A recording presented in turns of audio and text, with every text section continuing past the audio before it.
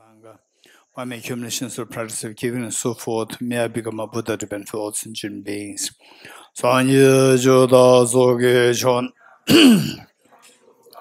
Tane Yapsu Je Dage Jinso Kebe Tsonam Lola Benjire Sanye Rubara Sho Sanye Joda Zoge Chonam Chanjo Bardo Dane Yapsu Che Dage Jinso Kebe Tsonam Lola Benjire Sanye Rubara Sho Sanye Joda Zoge Chonam Chanjo Bardo Dane Gyapsu Che Dage Jinso Kebe Tsonam Lola Benjire Sanye Rubara Sho Om Ye Dharma Eto Prabhavam Etum Tejam Dathagato Yavatat Tejam Jayo Nirodha Evam Vate Mahashramanaye Swaha Om Ye Dharma Eto Prabhavam Etum Tesham Dathagato Yavatat Tesham Chayo Nirodha Evam Vate Mahashramanaye Swaha Om Ye Dharma Hetu Prabhavam Hetum Tesham Dathagato Yavatat Tesham Jayo Nirodha Evam Vati Mahashramanaye Swaha. All phenomena arise from causes. The causes are taught by the Tathagata, the cessation causes as well as taught by the grace here. Yata Om Gate Gate Aragate Arasamgate Bodhiswatyata Om Gate Gate Aragate Arasamgate Bodhiswatyata Om Gate Gate Aragate Arasamgate Bodhiswatyata Om Gate Gate Aragate Arasamgate Bodhiswaha.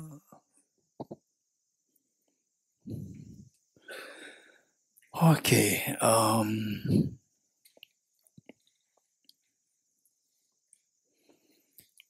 We'll begin the Bodhicitta today, Bodhicitta teaching today. And before that, I'd like to inform you that there are some of the participants here who are keen to do Nalanda Diploma Course Batch for NDC4. But the fact is that it has been already like several months. Is the middle, somewhere in the middle. We're getting through in the middle. And so those who are interested, what we suggest is that we are soon introducing Nalanda Certificate Course, NCC, Batch 2.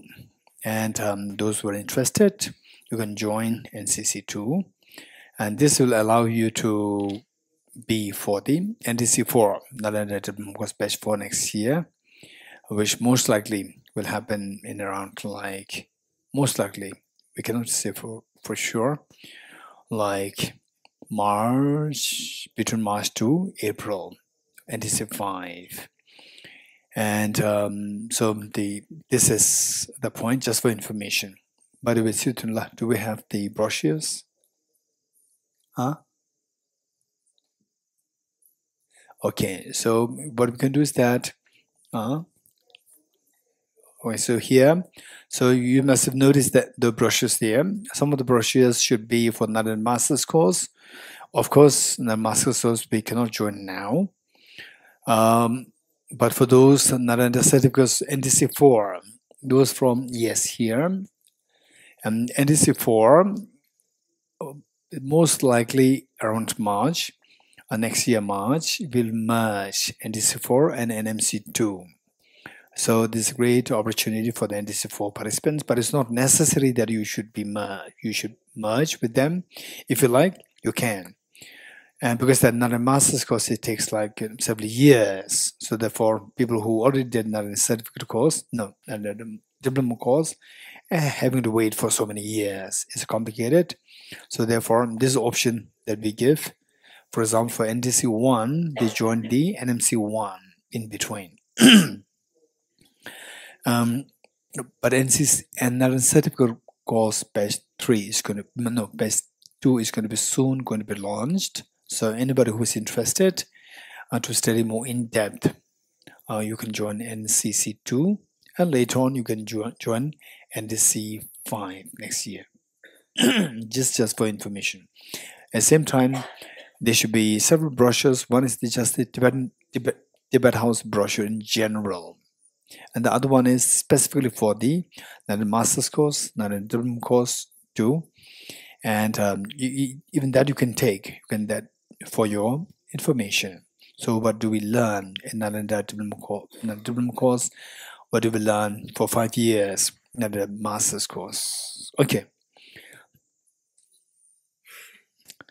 This is the brown one is for the Nalanda Master's course, 5 years course, and you will see what are the studies that we do here. All the subjects are given there inside.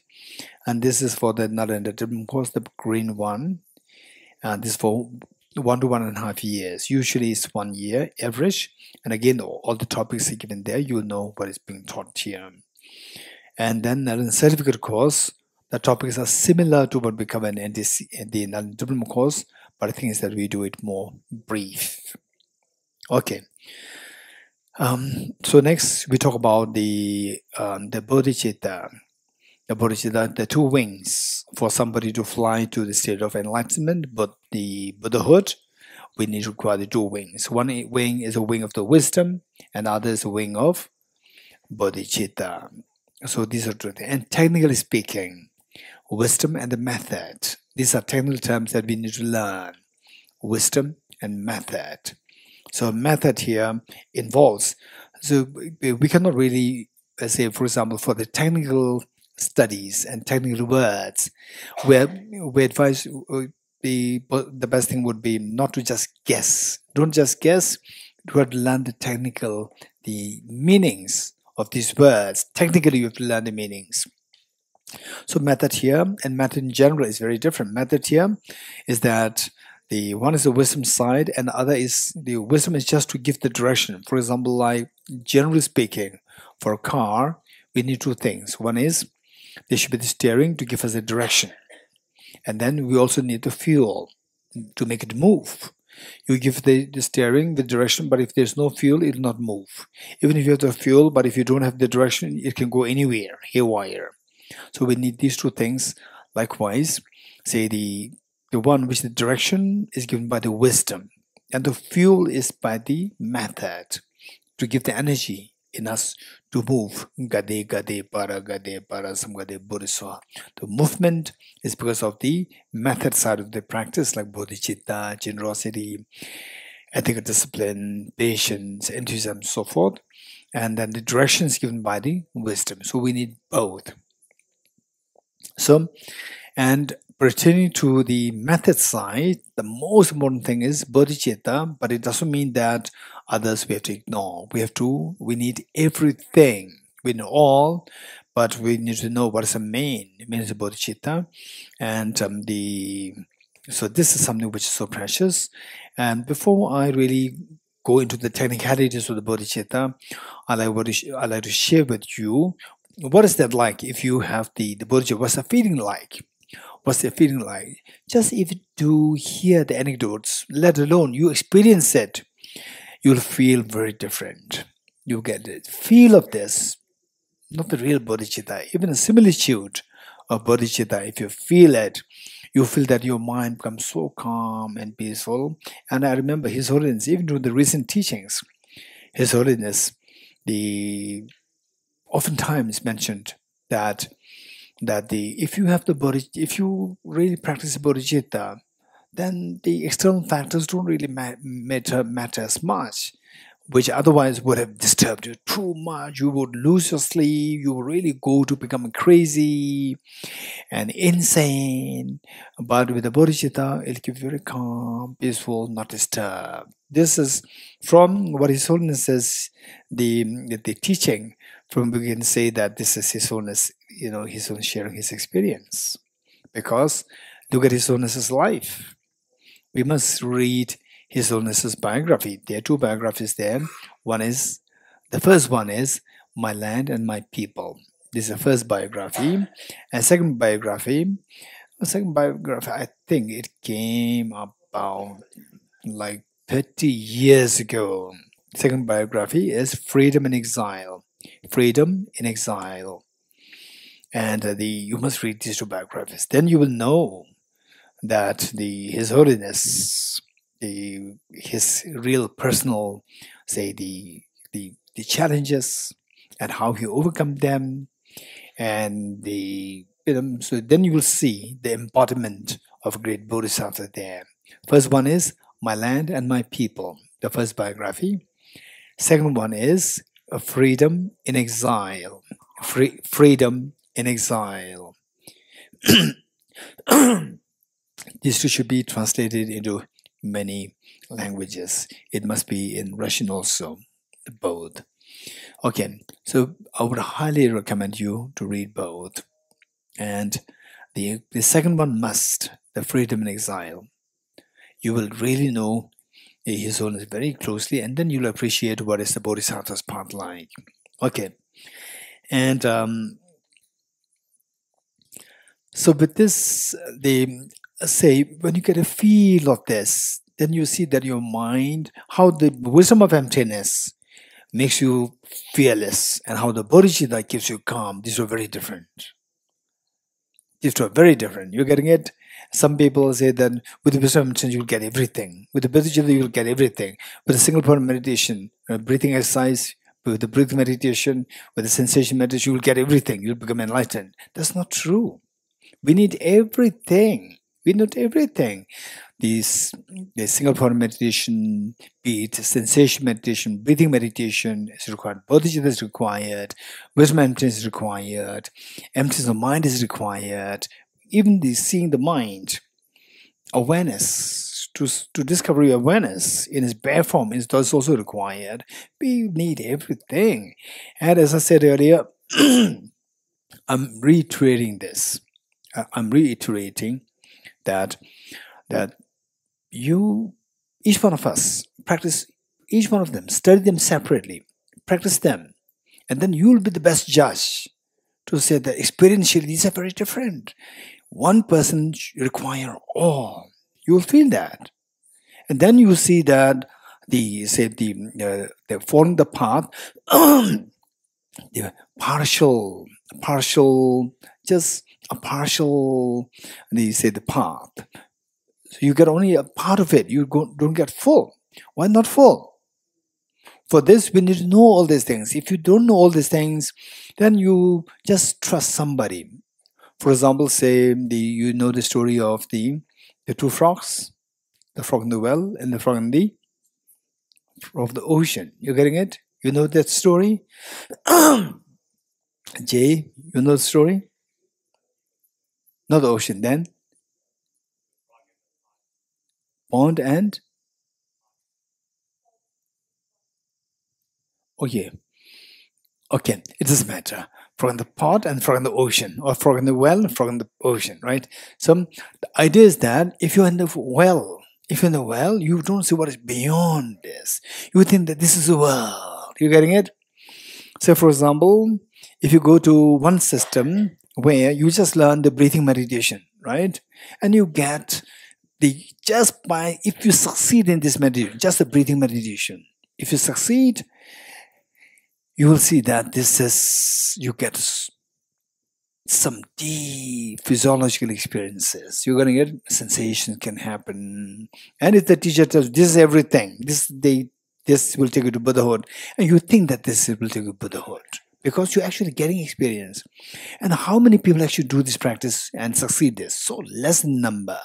So you think that this is what everything, anybody, what is emptiness? And Nagarjuna, what is Bodhicitta? What?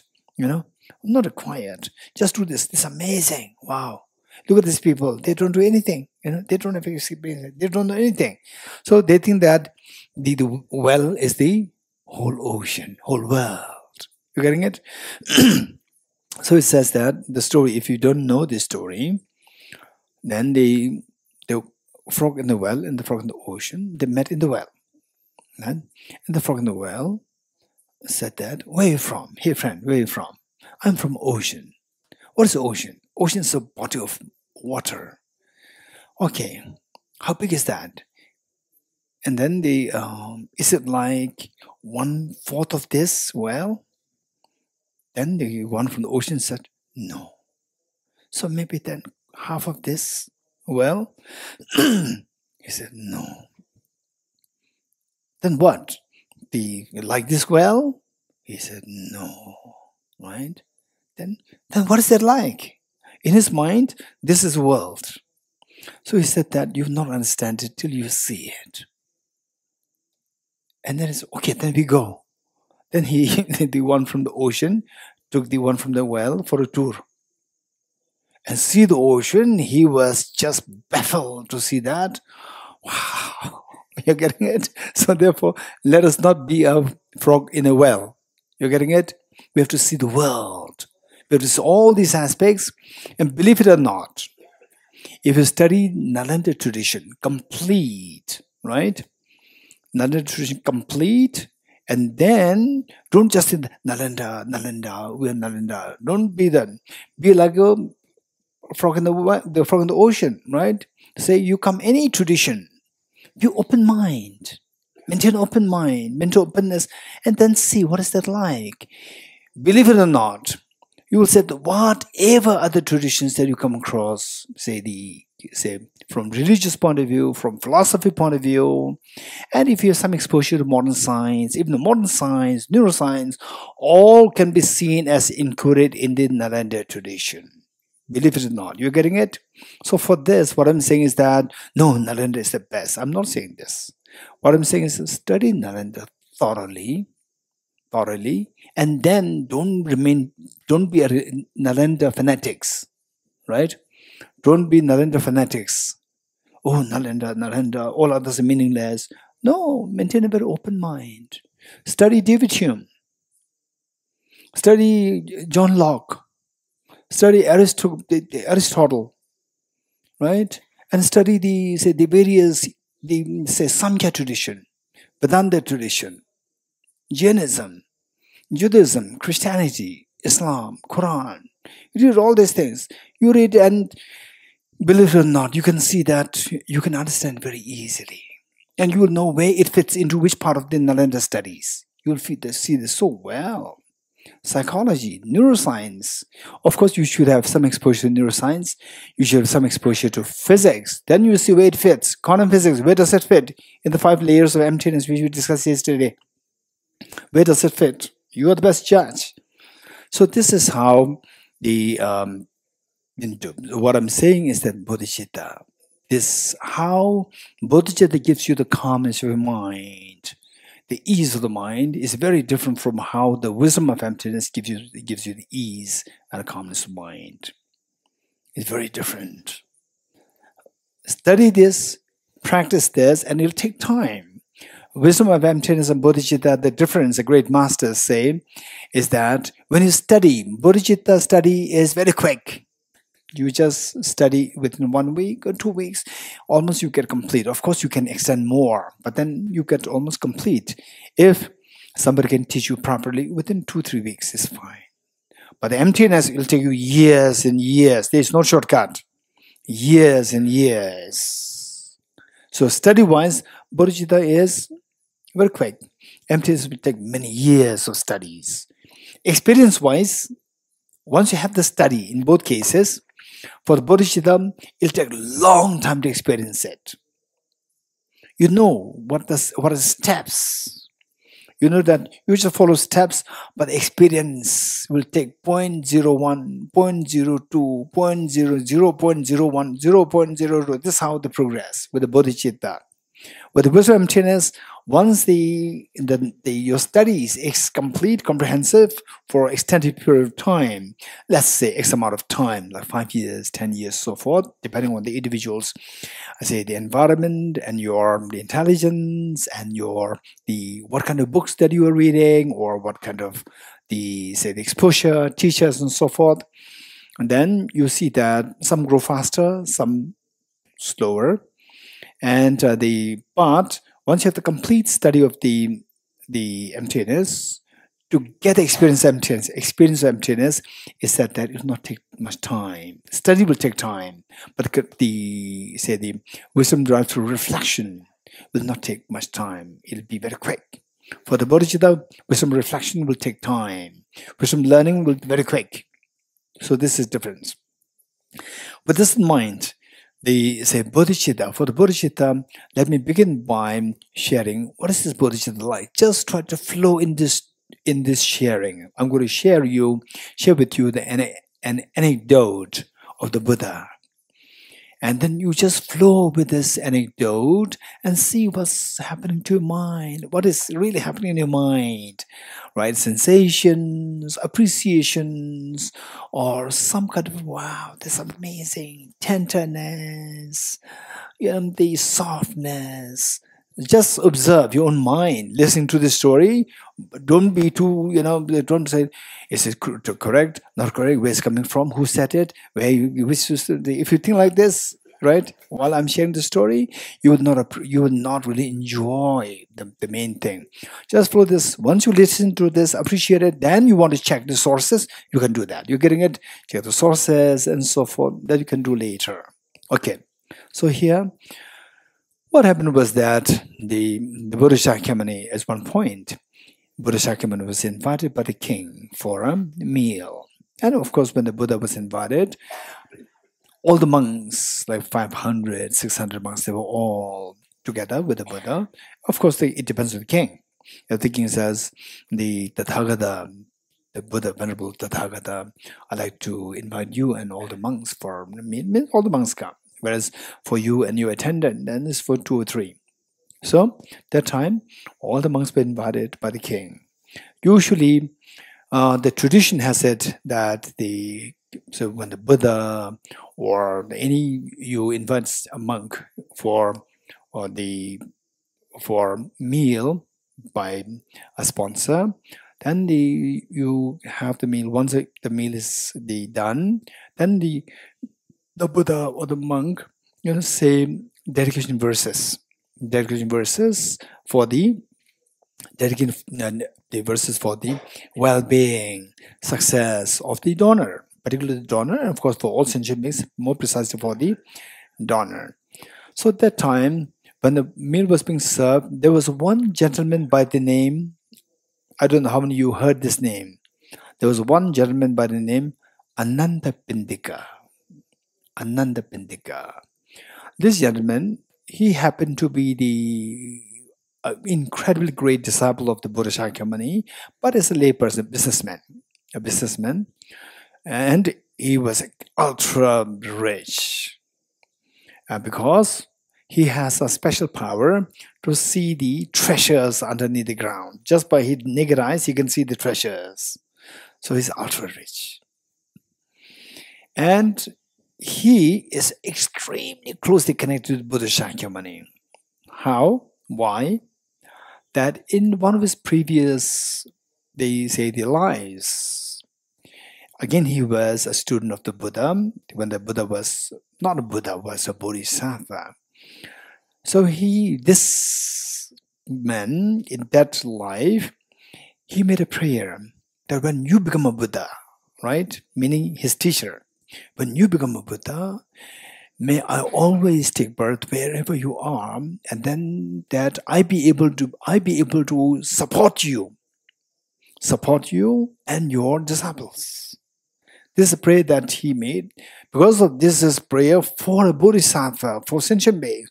This karma is so strong that this karma ripens him to get a faculty to see the treasures underneath. Wherever the treasure is, he can see that. You don't really have to go to with the metallic detector. You don't require it. He does not require that. Just by with his eyes, he could see where the treasure is.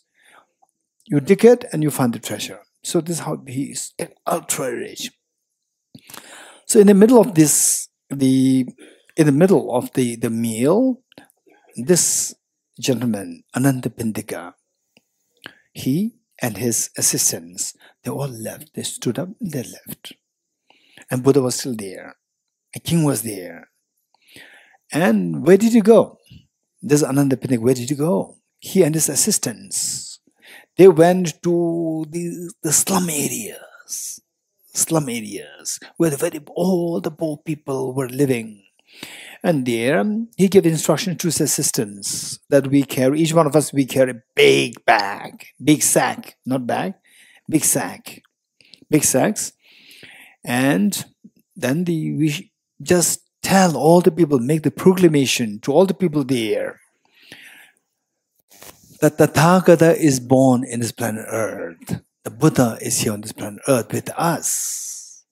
And you don't get the opportunity to accumulate merit to make offerings to him, because that you are busy struggling with your own life, with your own hunger. Now this is the opportunity. Whatever you have to offer to the Tathagata, we are there for you. Whatever you have, say you have some sticks, some wood as the fuel for your food. Little wood you like to offer to Buddha, bring them. Or you have a little bit of sugar cane you want to offer it Buddha, bring them. We are there to make the offering on your behalf. Whatever you have, whatever. You don't really have to have any gold, silver, whatever. For Buddha, nothing matters. Your good heart matters. So whatever you have, you can offer. Even a one needle you have, extra needle you have, you can offer that. Or you have a small butter, you can offer it that. Or anything you have, something. And then people, they were so happy to hear that. Yes, we know that the Buddha is here, but we are so poor. We are struggling with our own, they say, daily food. We don't get it.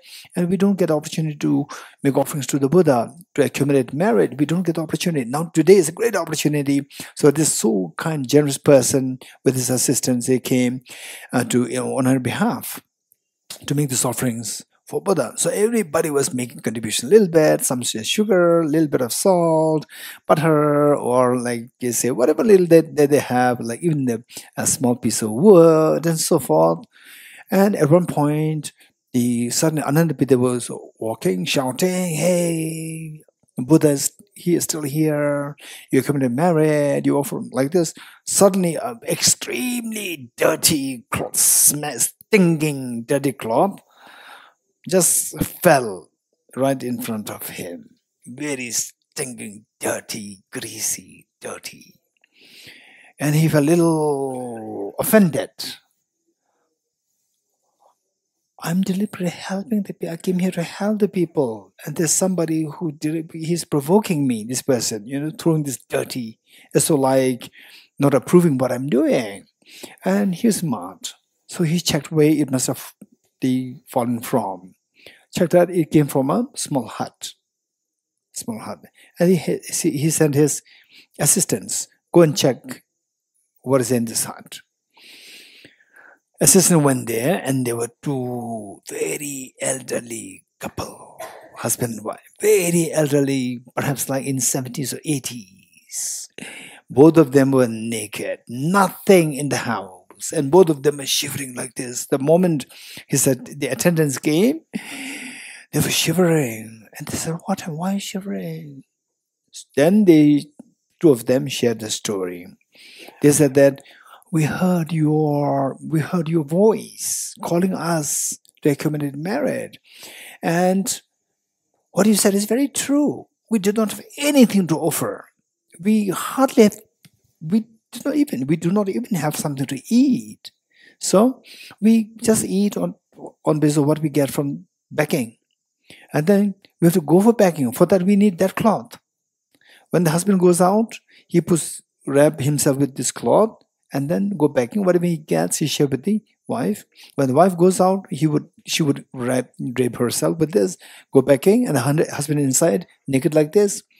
So this is how we survive. And we decided that very true that the Tathagata is here, and yet we are poor because that we did not accumulate merit in the past.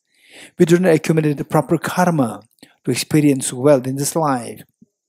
In this world, perhaps two of us, we may be the poorest in this world. So today is great opportunity, but what to offer? We have nothing to offer. Only this piece of cloth. If this piece of cloth, if we offer, then how will we survive? How will we go out naked? So then we're going to die. Then two of them, they decided that even if we are to die, we'll die. Otherwise, we'll continue to suffer like this, poverty, even in future lifetimes. So we'll die, How can we go naked to beg for food? So we'll die. So this commitment that me, and then the assistants of Ananda Pindiga, these assistants, they were so moved. They told two of them, don't worry, don't have fear. Don't have fear. And then they thought that even for us to go out to offer this, we cannot do it because we're naked. So we threw this from the window. And I'm sure that you're offended. They said, no, don't worry. We will offer this to the Buddha. And then they went to the Ananda Pindiga, the assistants. Then Ananda Pindiga was so moved. He went inside to see the two elderly, the couple. Went inside and they said, he just consoled them. And he said, I will inform this to the Buddha, don't worry. Then they all went, it's a garbage actually. Right? There's nothing really there for the Buddha to, something good. It's all garbage. And Ananda Pindiga and his assistants, all these sacks full of the things offered by the poor people. They went there, the Buddha was sitting there, and then they just took out everything from the sacks on the side of the Buddha. So this word, like this, everything mixed up. And the Ananda Pindiga even did not inform the Buddha that there's a cloth also there from the poor couple. He didn't, because the Buddha is full enlightened one. He knows everything. And then the meal was over. Once the meal was over, then it was the time for the Buddha to dedicate these virtues of the kings, having offered this meal to the Buddha and the Sangha.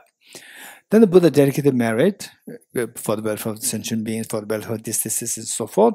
And then the donor's name. Instead of for the donor's name, the Buddha said, and particularly the donor and the sponsor, the Buddha mentioned the name of the two couple, husband and wife, not the king, right? And the king felt a little offended because that I'm the one who offered. So the Venerable Buddha, why did you not mention my name? Then the Buddha said that, the Buddha, what he did was that he put his hand in this pile of the garbage. He put his hand there and directly pulled that cloth. And it's stinking. The cloth is stinking and greasy, very dirty. And for the Buddha, it was so precious. And was stinking, and the king could smell, right? And the Buddha is just keeping it so precious, so the king could not cover his nose. Because the Buddha is holding it very precious. And the Buddha said that for me, what you offer doesn't matter. What matters is your mind. And the king who offered all this gold, silver, everything, and with the food and so forth for all of us. But owner of this cloth, the husband and wife, this owner, they have given life. They are ready to give life when this cloth come at the cost of their life. They are giving their life. This is the source of living for them. For you, the king, you give this diamond, gold, all this thing, but you don't have to worry about your life. Your life is still intact, luxury life. For them, they're losing their life by giving this, and yet they're ready to do that. So therefore, today's the most important donor for me is these two couple, and dedicated marriage for these two couple. And instantly, the king was so moved that, look, I made this offering, but the Buddha loves these two couple more than me. And Buddha, whosoever the Buddha loves, I should not make them suffer. And Buddha loves them so much. And I see that these two are extremely poor. And I must support somebody who the Buddha loves so much. So the king instantly sent his ministers to check where these two couple are. And then the ministers, they started with the elegant dress. They all went and so they finally end up into this. The poor heart, they entered into this, and the husband and wife, they thought that now these ministers, they came to kill us because we offended the Buddha, right? And the ministers, they were so, on the contrary, the minister was so respectful to the poor, the couple, so respectful rather than being very, arrogant, so respectful. And instantly, the two couple, they were given house, they were given food, clothing, wealth, everything was given by the king to make sure that these are the two people who the Buddha loves so much. How can I make them suffer if these are the ones who the Buddha loves and I just ignore them? This is totally unfair. This is totally immoral on my part. I must make them happy. So instantly they were benefited. So look at this. Buddha being revered by the king, but to the Buddha's heart is these two couples so poor. You're getting it? So this is the Bodhicitta. Okay. So this is something we can practice. If we practice it, at the moment we hear some, wow, this is amazing. You really appreciate it. The moment you appreciate that, wow, this is amazing. You appreciate it. Appreciation comes, the seed of Bodhicitta within you is activated. That's activated. Okay. So with this, the Bodhicitta, in order to awaken this seed within us, at the moment the seed within us of the Bodhicitta is sleeping. So we have to awaken this, we have to wake the seed of the Bodhicitta, wake this up. And how? To wake this up, we need to know how to wake this up. We are bound to face with challenges, difficulties, and difficulties. So these difficulties can be the obstacles to your awakening the seed of the Buddha nature within us. So for that matter, we need to study, we need to know how to, first of all, how to cultivate this bodhicitta and how to eradicate the non-conducive factors of the bodhicitta. Two things. One, to eradicate the non-conducive factors, and the one, to cultivate the conditions for the bodhicitta. Two things. Okay, so what we're doing here is primarily to how to cultivate bodhicitta, and then how to eradicate the non-conducive factors. And when we get time, we'll surely do that. So for which I'd like to entertain your questions. So make sure that you prepare your questions. If we are to practice bodhicitta, unconditional love towards others, these are the obstacles that can potentially come. It comes to me, it comes to people, and these things can actually happen to people. You can bring this up in the form of questions, and I'll be happy to address these questions. And collectively we can address these questions. Okay. So this bodhicitta is extremely precious. The analogy given, and then one book that I would suggest is the book by Bodhisattva Shantideva. Book by Bodhisattva Shantideva, the title of which is A Guide to the Bodhisattva's Way of Life. A Guide to the Bodhisattva's Way of Life. And this book, A Guide to the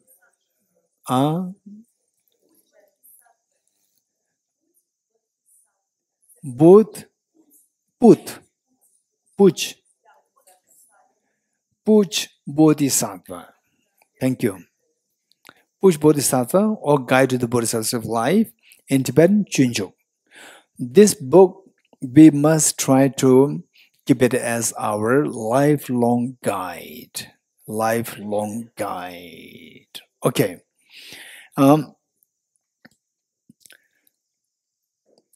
In this book, this Bodhicitta, the metaphor that it gave, this great enlightened Bodhisattva gave, is the gold-making elixir. Gold-making elixir.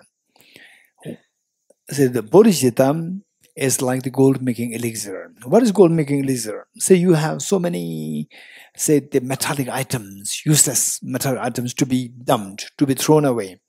And you just paint these metal items with the gold-making elixir, with this solution, and then everything becomes gold, right? Okay, so how precious. So everything becomes gold, which otherwise you're going to dump it. Now I'm going to dump it. You're not going to dump it. It's so precious. It has become gold. So if these things, which are gold, you're not going to dump it, then more so is the elixir. That elixir which makes the things the gold. So what we have is we have the body, speech, and mind, right? Each one of us with the body, speech, and mind, and this body is very complicated, right? Believe it or not, 99% of our earnings is all about this body. Yes, we need a house for this body. Yes, we need food for this body. Yes, and we need car, aeroplane, and then what? Bus, and what? Ship, and so forth for this body, because this body cannot go like, from America to here. Hey, the Luca from Italy to here. You cannot come walking. The body cannot walk, right? So this body has to be carried to this place. Believe it or not, 99%, minimum 99% of our earnings, whatever we get, whether you get a sponsorship, whether you work for this, is all after this body. Yes, you agree? Heating system, cooling system, food, clothes, everything for this, even the cushion, right? Something goes wrong, stomach fails, right? Is about this body. So, and then this body, and then what is that? You feed this, you've been so kind to this body, 99%. Finally, white hairs come here, white hairs come here, right? The complexion, beautiful complexion, you make it beautiful, and finally it becomes wrinkled. This is the body. You getting it? If you do something good and the body becomes more and more beautiful, it's nice. But it doesn't become like this. It becomes worse. This is the body, hopeless body. And the speech, hopeless speech. You say something, you defend somebody else, right? You do something, says two people come, right? Okay, I say, where did you go? Where did you all go? To Bodhichitta Retreat, right? Bodhichitta Retreat. And then they say, and you discuss, and the person sees that, for example, say, Venerable Chung, right? Venerable Chung has more things to say. And then that person senses that Venerable Chung is smart. And he just focuses on you. You're amazing. And just ignoring all others. So this is where your speech offends others unintentionally. This is a speech. You're getting it? This is a speech. And sometimes the mothers, right? Not only the mothers, the fathers also, right? What are you doing? Right? Actually, it's out of love. Where are you? Right? Where are you? It's already 6 o'clock. Right? Where are you? Mom, I'm with, actually you are in the pubs or in the nightclubs, right? Mom, I'm still in college. Right? I'm still in college. Right? So look, and the complications happen. The speech. Then the mind, even worse. Right? Somebody says, right, look, our mind is so complicated. Very complicated, our mind. Very complicated. We can't even predict the other person's mind. Even your mind, you don't understand it. How your mind behaves. It's so complicated. Right? Very complicated. So one day you said that, One day you said that, oh, my exam is approaching. Now I must study so hard. How many of you said it? Right? In your school days, college days. Oh, I must make a timetable. You made a timetable, a very strict timetable. Right? Morning I get up at 6 o'clock.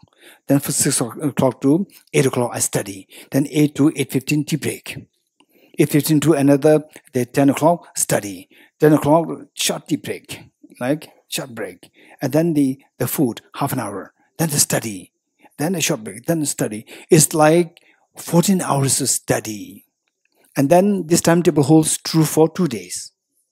Right? And then flop. Why? Your mind is too complicated. Your mind wishes one thing and it cannot do that. You getting it? How many of you did that? Raise your hands. And you also put your calendar, the chart, on the attached somewhere on the wall, right? Wall somewhere for you to see. Raise your hands. God, this is your mind. And then the difference between your mind, Friday evenings and Monday mornings. What's the difference? Friday evening, everybody's smiling. Monday morning, everything is like something bad has happened, like this. Very serious. This is your mind. You getting it? And very complicated, extremely complicated things. For example, one time, I was coming from Delhi to on aeroplane. I landed in here, the airport here. Gagal Airport, yes. Airport. And then one of the co-passengers, he came to me and asked, we are coming here in Dharamsala for the first time. Can you be some guest house available? Then we have how much time together? 5-6 minutes, and then we have to separate, right? So within this 5-6 minutes, I want to really help this person so effectively, because particularly if the person is new, the local people can deceive you, right? And deceive you. So I was very precise. How the local the people deceive you? Local people, it's not that all local people will deceive you. No, don't take this impression. Don't be right. Don't take this impression. So, say some are so good, and they are wherever you go. Local is everywhere. There's local, right? Where you were, there's a local with you. One time here in Megalganj, right? You know Megalganj, and there was like 40 years ago. 40 years ago, when the number of cars is so less, everybody has to depend on the public transportation, the bus. And the main square now, what do you call it? Okay, let's main square, Megalganj main square. And so that, in those days, all these fancy restaurants, hotels, non-existent. It's just very simple street, that's it. Very simple. And even the small street, some of the space, they are just empty. And the bus stops, early morning, the bus stops, and the porters, the coolies or the porters, they come, they rush to get the, customers or the client. Do you need help? Do you need help? And then they say, there was one naughty the porter. Do you need help? And in those days, 100 rupees is today's like 10,000 rupees. Don't forget it. In those days, 100 rupees like today, 10,000 rupees. You getting it? It's like what you paid for the little more than what you paid for this 10-day program, right? And the poor the tourist said, yes, I need help, right? And the porter said, where do you want to go? I want to go to Hotel Tibet. He said, okay, don't worry, I'll take you there. And the person asked, how much should I pay? 100 rupees. It's like 10,000 rupees today. You getting it? And in those days, of course, no cars, no taxi, nothing. It's just free. You see only the people walking. That's it, right? And then the porter, the Megalganj town, that is like a pant. It's like a trouser, right? The one street there, one street on the side, right? right? In between is just the shops. And then the one street here, one street here. Sheripima, she's familiar. Okay. Then that is the main square. And how far is the hotel, Tibet Hotel? It is just 3 minutes from the square, main square. And the poor tourist, right? He said, the porter asked, where's your bag? And the tourist identified the bag. And he carried the bag. In those days, the human labor, people carry the bags. So he carried, what he did was that from this is square, okay. Okay, let's say this is a square, and 2 minutes is a hotel Tibet. It's very near. Is correct? Then the porter takes the tourist with the heavy bag. He went first down the first street, down and down. Then from the down, then he came up. Right? Came up, and there is a bag, like this. And the tourist was just looking, nothing's there. The tourist was following him. It's a new place for him. Down, very far away, came up. And then, this is your hotel. He was put there. Okay, 100 rupees. He gave 100 rupees. It's like 10,000 rupees today, literally. And the next day, the tourist, he wanted to go to shopping, right? Just to explore. He took like the 10, 15 steps. The bus stand was there. He paid 10,000 rupees just to, for this movement. Okay, it's like from this Gomba to where I'm put up. It's just that distance, right? Okay, so this, why did I say this? Why did I say this?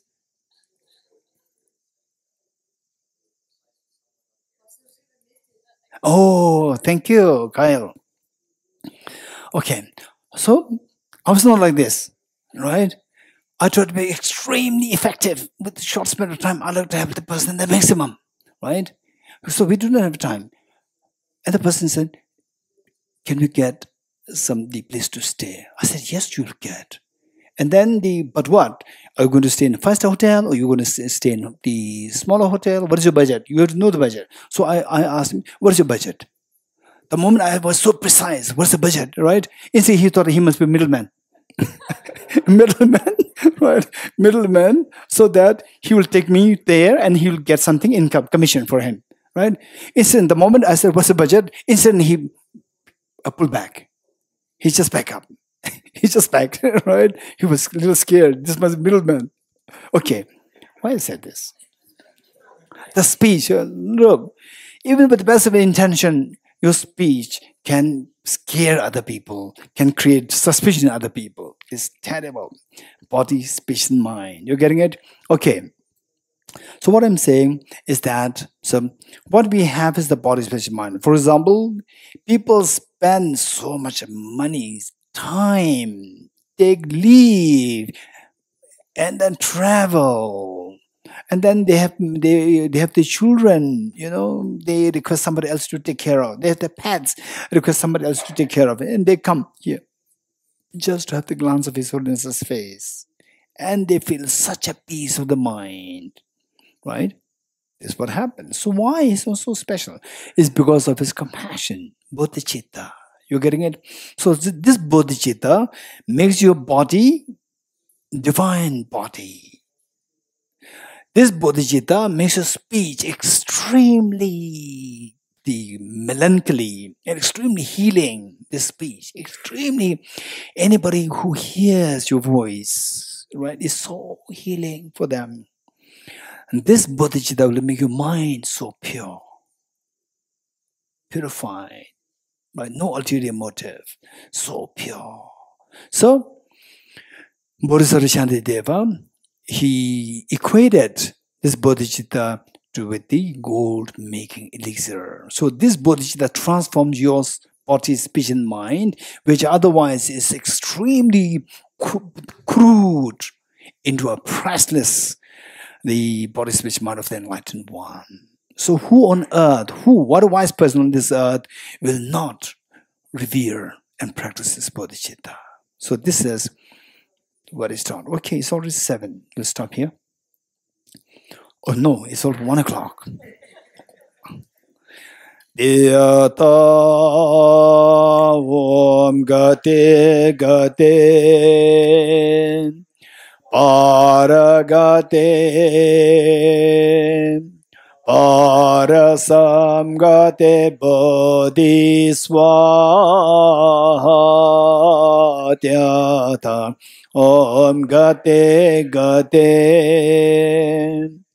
Paragate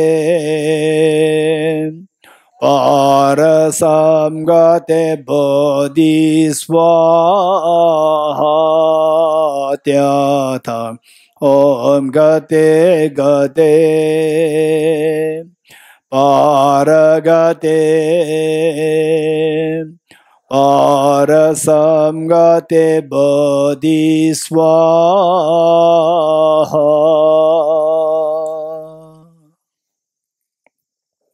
3 prostrations together.